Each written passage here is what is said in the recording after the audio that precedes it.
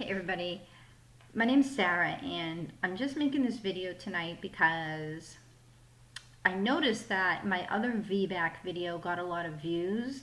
I'm going to link it below, and I'm a little disappointed in that video because I made it with my camera at a time when I didn't understand how to use my camera, so it came out bad. And I think I really could reach a lot of people because I think this is something that a lot of women need to know about, but there's actually not that much information out there about what I'm about to tell you. So I have two children. The first one was born by C-section and the other one was born by VBAC. And they were not particularly far apart. They were less than 2 years apart, about a year and a half apart. So the first one, she was not dropped at about like 35 weeks, 36 weeks, 37 weeks, 38 weeks. She still hadn't dropped. And the doctors did an ultrasound and they said, look, you can either do a version, which I went home and I read about it and I found all this stuff on the internet where people were saying, like, God forbid, but they were saying that the kid, like, they did a version and like either the kid flipped right back or the kid, version is when like they physically push the baby into a different position. And first of all, it just grossed me out, the thought of having people like really apply pressure to something so fragile. Like, what if they rupture the placenta, right? And that is exactly what can happen, and it has happened to other women. So I mean, imagine, like having that happen. And so I just couldn't even bear the thought of it. And so I was like, no, no, no, no version technique.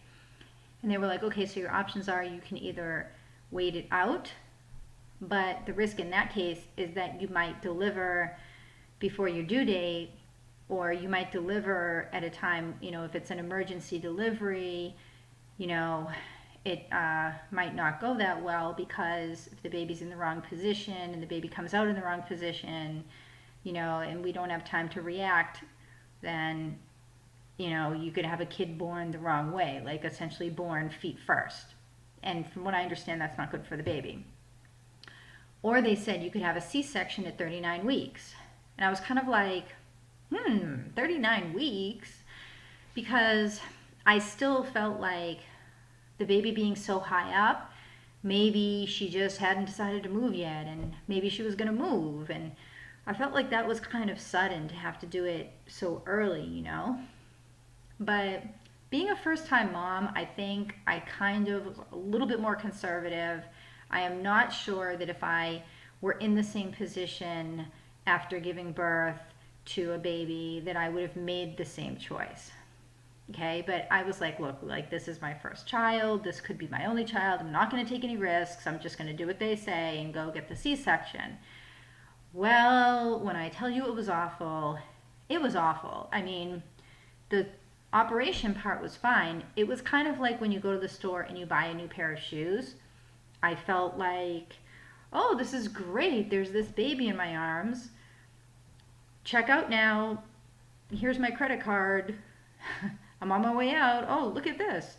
But it didn't really feel, that emotional, or like, I mean, having given birth and having a VBAC, I felt like I worked hard, and there was this whole thing of, pushing the baby out and,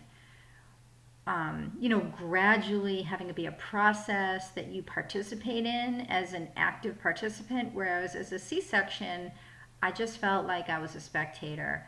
So the first thing I would just tell all of you is do your research on it, and I'm just going to tell you that so when I pursued my second birth, I, from the very first time I went to the doctor, like from appointment number 1, okay, they were like, okay, so you have to have a C-section because your uterus may burst. And I kind of felt like these were scare tactics. They were really kind of putting the moves on from day one, and I wasn't down with it. Over the course of my second pregnancy, I switched to working with a midwife, and I felt like she was much less clinical.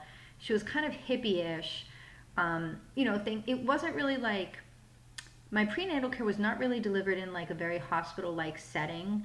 There wasn't a lot of testing overly so. Like, I didn't have a test, I didn't have an ultrasound in I had a 20-week one and then nothing more.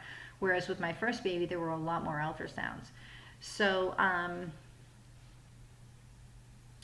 I definitely was not going to back down on this, because at that point, I already had a baby, and she was a little baby. Like, she wasn't even 1 year old at that point. And I remember from my C-section that when I had it, it was awful. It was like 90-degree heat in the middle of August, and my poor parents had to live with us for like a month and take care of me, because like I couldn't walk, I couldn't lift things. My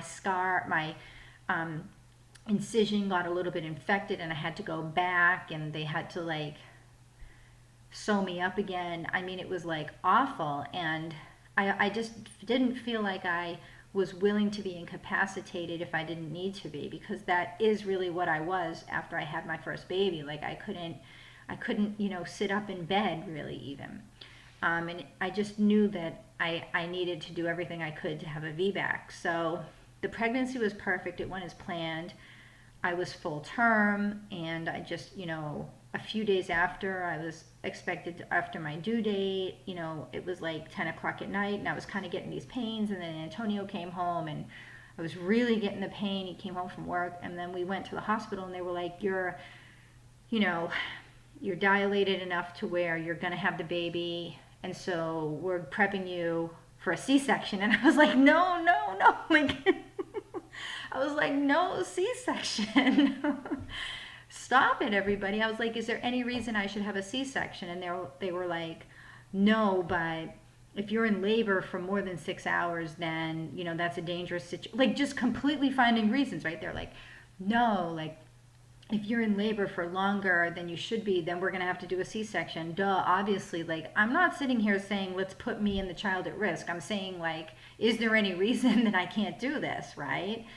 And so, the labor progressed, and, they actually were really annoying about it, because they had to decide whether or not I could have the epidural, because they were still considering me for they were still calling me a C-section candidate, and they had to all conference and have a committee decision about whether or not I could get an epidural. So what happened was, had no drugs, like no medicine, from the minute I walked in there at about like 11 o'clock until about 6 o'clock in the morning.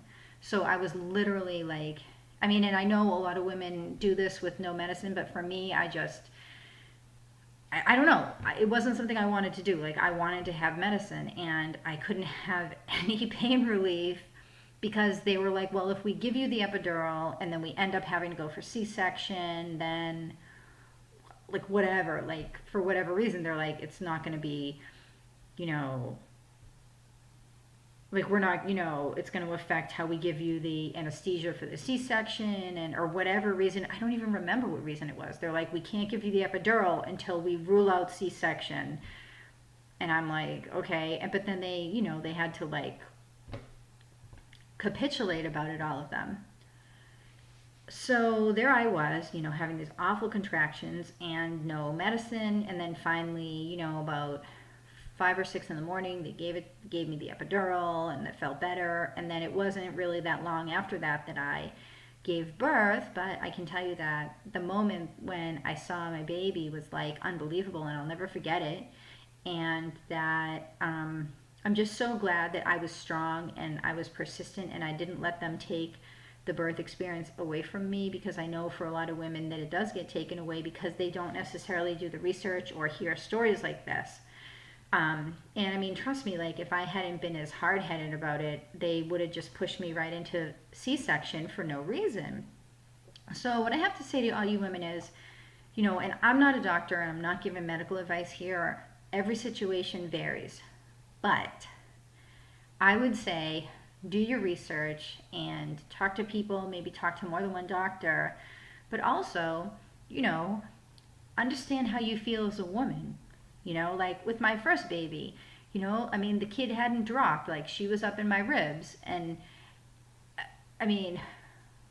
Was it the right decision to have a C-section for that one?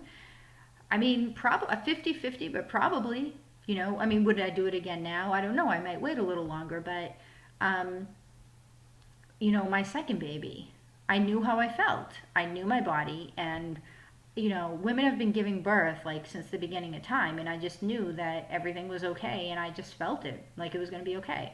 So I'm not saying go and overrule your doctors. I'm just saying, you know, don't be like me. Like with my first baby, they were like C-section. I was like, okay, like I didn't really push it too hard.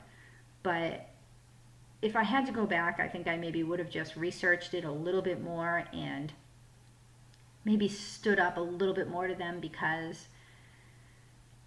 having had a VBAC and having had a natural birth, I can tell you that the recovery was much better. I didn't have to have as many drugs. I wasn't in as much pain at all afterwards. I could take care of my family, and it was just overall like it was a beautiful experience. Um, but you know, with my first one, when I look back on that, and you know, I'm grateful that I have a healthy baby from that. But um, was it this great, beautiful, wonderful, fantastic thing? And I mean, yes and no, right? It was scientific, it was clinical. I feel like it took away the natural kind of like motherhood experience that I think we all kind of want as women. So, anyways, I hope this is helpful to everybody. Let me know what you think in the comments below. And I'm also going to put my original video from way back. My camera was really bad, sorry for that. But let me know if you have any questions on it, okay? Thanks. Bye.